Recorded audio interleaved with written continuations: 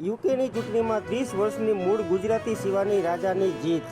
બજાજ ઓટોએ વિશ્વની સર્વપ્રથમ CNG motorcycle launch કરી. સૌરાષ્ટ્રમાં આજે જય જગન્નાથ. રાજકોટમાં 3 રથયાત્રા નીકળશે. આજે અષાઢી બીજે રવિ પુષ્પામૃત યોગનો સંગમ.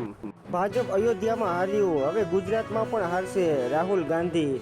રાહુલનો મંત્ર, મક્કમતાથી ચૂંટણી લડો, નૈયા પાર થઈ જશે.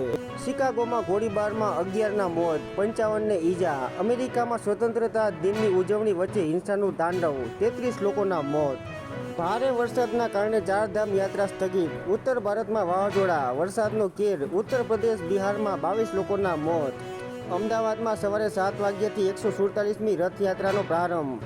આજે જગતના નાથ નગર ચર્ચાએ નીકળશે. ભક્તોમાં અનેરો ઉત્સાહ. રાજકોટ અગ્નિકાંડના આરોપી પૂર્વ ટીપીઓ મનસુખ સાગઠિયા દ્વારા ભ્રષ્ટાચારના નાણાંમાંથી સોનાના દાગીનાની ખરીદી કર્યાની કબૂલાત. આજે રાજ્યમાં ગાજવીજ સાથે હળવા મધ્યમ વરસાદની આગાહી. જેઠ માસમાં ગુજરાતમાં સરેરાશ 8 ઇંચ નોર્મલ વરસાદ વરસી ગયો. જૂનાગઢના 150 જેટલા પરિવારોની મુસ્લિમ ધર્મ અંગીકાર કરવા ચીમકી.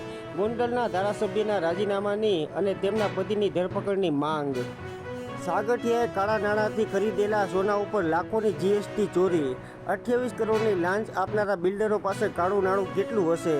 7% વિકાસ દરમાં પણ ભારતે રોજગાર નિર્માણ માટે ભારે સંઘર્ષ કરવો પડશે. નાણાં મંત્રાલયની મંજૂરી વિના હવે જીએસટી નોટિસ નહીં મોકલી શકાય. કરદાતાઓને કરમાં રાહત મળે તેવી આશા. 22 જુલાઈથી બજેટ સત્રનો પ્રારંભ. 23મીએ બજેટ રજૂ થશે. ઈરાન ભારતને સસ્તું ક્રૂડ ઉધારમાં આપતું, બદલામાં ઘઉં સહિતની ચીજો લેતું. ઈરાનના કટ્ટરવાદીઓને મોટો ફટકો પડ્યો. ઈરાનમાં રાષ્ટ્રપતિ પદની ચૂંટણીમાં કટ્ટરવાદી જલીલ હાર્યા, મસૂદ જીત્યા.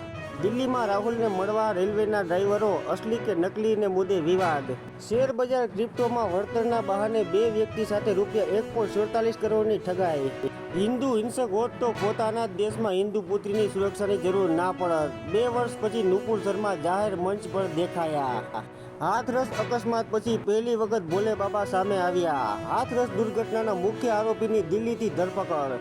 14 દિવસની જ્યુડિશિયલ કસ્ટડી. ગુજરાતના હત્યાના એક કેસની સુનાવણી દરમિયાન સુપ્રીમનું અવલોકન.